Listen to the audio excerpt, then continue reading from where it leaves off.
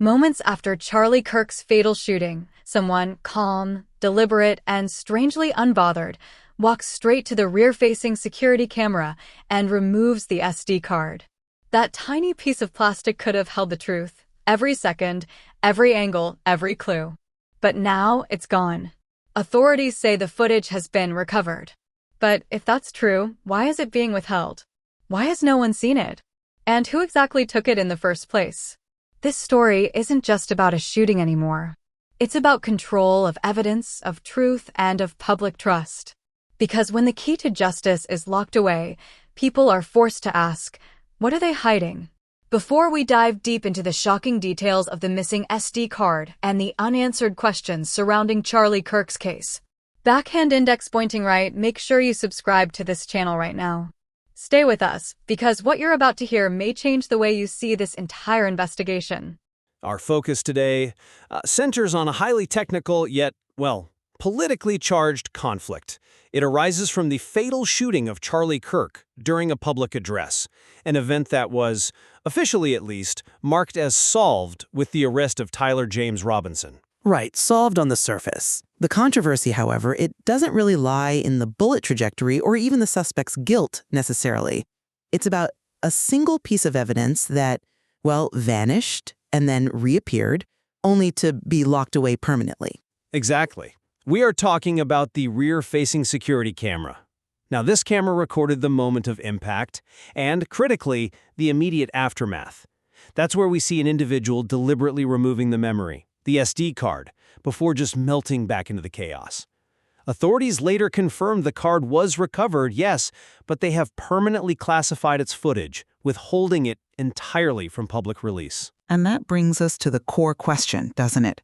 When authorities lock away what might be the single most explosive piece of evidence, are they protecting the integrity of the state, or are they just protecting their own story? Our debate revolves around precisely this classification. All argue that the continued withholding of this footage serves a necessary function.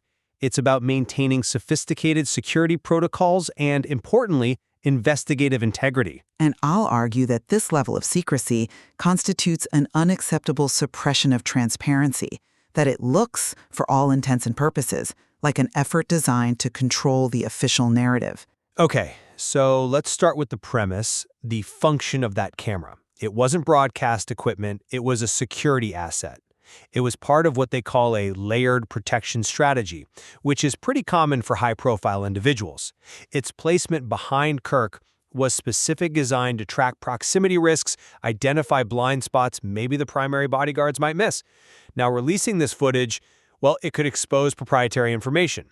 We're talking about, precise fields of view, maybe specific software signatures used for identification, possibly even the frequency of security sweeps before the event. Once the FBI recovered that card, it immediately became subject to intelligence classification protocols, and these often override standard public evidence disclosure rules. So the classification isn't just about Robinson, it's arguably about safeguarding methodologies. Those methods. So this non-disclosure, while obviously frustrating for the public, might be a required measure to protect the operational security for future VIP protection details. Okay, I acknowledge the need for security protocols, I do. But that procedural defense, it just kind of falls apart when you look at the breach of procedure that happened right at the start. The focus, I think, must shift from the shooter Robinson to the person who physically pulled the card. This was a man in plain clothes, showing a kind of operational discipline that frankly overrides all standard human instincts in that kind of chaos. The removal wasn't random. Witnesses described it almost like choreography. He ignored the victim, Charlie Kirk, ignored the surrounding security personnel, and moved directly, deliberately to that pre-identified camera location. Now, that suggests a pre-planned protocol for digital evidence removal. It points to someone with a higher level clearance than your average crowd control or even the standard security detail. If the case against Robinson is truly, as they say, open and shut, then releasing this footage, even redacted, would prove the official trajectory of the shot. It would definitively remove all doubt. Withholding it isn't protecting evidence, it's gatekeeping the reality of what actually happened. It implies that the official chain of command prioritized securing the digital record over potentially the lives and security of the principal and the crowd. Let's really nail down the interpretation of this remover, the person who took the card. He acted, by all accounts, with absolute confidence, almost as if he knew he wouldn't be questioned or stopped. This suggests an authorized operative, someone who prioritized preserving that SD card over assisting a bleeding principal, a man dying on the stage. The essential question really becomes if the official response was supposed to be pure chaos and reaction. Who there had the presence of mind and, more importantly, the prior knowledge of the security layout to execute the very specialized task of immediately silencing that specific viewpoint? That action speaks volumes. It speaks to pre-existing knowledge and an operational assignment that must have kicked in the very second that shot was fired. It's that. I appreciate the depth of that interpretation. I really do. But it rests almost entirely on the assumption of some kind of coordinated, flawless execution, doesn't it? We need to challenge the premise that this person was necessarily an authorized agent fulfilling some pre-planned assignment. How can we be certain this wasn't maybe an unauthorized, even desperate grab, perhaps by a panic-stricken operative, maybe an undercover federal agent, or even a private contractor who knew the system had failed spectacularly and was trying to cover their own operational failure by grabbing the evidence? I mean, he violated protocol the moment he touched that scene, regardless of his motive. But hold on, even if we entertain that it was an unauthorized cover-up, the end result is identical, isn't it? The card vanished. It completely bypassed all legal protocols for evidence handling in a crime scene. The fact that this card later somehow resurfaced in federal custody, well, that only means the agency, whether they intended to or not, effectively sanctioned the breach by accepting this tainted evidence without ever publicizing the massive procedural violation that occurred right at the beginning. I think that conclusion might be a bit too fast. Let's consider. If a highly trained agent, even one who knowingly violated protocol, grabbed that card, couldn't his motive simply have been neutralizing the risk? The risk of crucial intelligence, maybe proprietary system data, maybe the identities of undercover assets captured on that footage falling into malicious hands in the chaos that followed. Remember, that camera was part of a proprietary security system. In that scenario, the immediate priority would be preventing the exposure of the system itself. The fact that it was recovered confirms the card is secure now, even if the method of collection was, shall we say, flawed. So the recovery, despite the silence surrounding it, could actually support the idea of a procedural necessity securing sensitive intelligence immediately before it could be compromised by, malicious actors or even just well-meaning first responders stumbling upon it. The most damning issue here, for me, isn't the grab itself, however problematic that was. It's the absolute void, the black hole, of legal transparency afterward. Standard criminal procedure, as you know, requires a documented chain of custody. We're talking an FBI 302 form, time-stamped, sealed, signed, detailing the receipt of that digital evidence. Where is it? There is no public record of this card entering official custody. No documentation proving who handled it first, when, where. If the evidence collection, even after the initial breach, was legitimate, we should at least have some kind of public attestation. We confirm receipt of the SD card at 1400 hours under sealed log X. Something. Why is even that minimal assurance being withheld? If everything was ultimately done by the book, then the book shouldn't be hidden from view. That is a powerful point regarding criminal transparency, I grant you. But we have to remember we're operating at the intersection here, the often messy intersection of criminal investigation and intelligence gathering.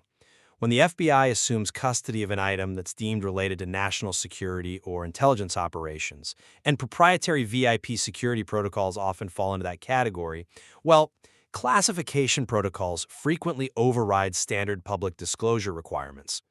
The legal mechanisms used to classify this information, they allow the government to seal documentation. Now, the stated reason is often not to hide the truth of, say, Robinson's actions, but to preserve the integrity of intelligence sources or perhaps the methodology used to recover the card itself.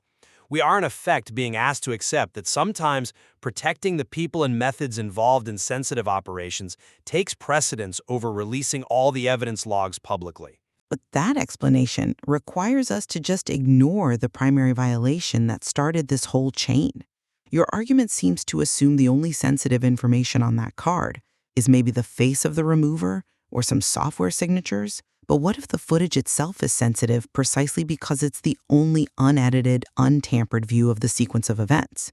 If the official claim that the footage contained nothing significant is actually true, then fine, redact the remover's face, apply a public timestamp, blur any proprietary details, and release the visual confirmation of the shot trajectory.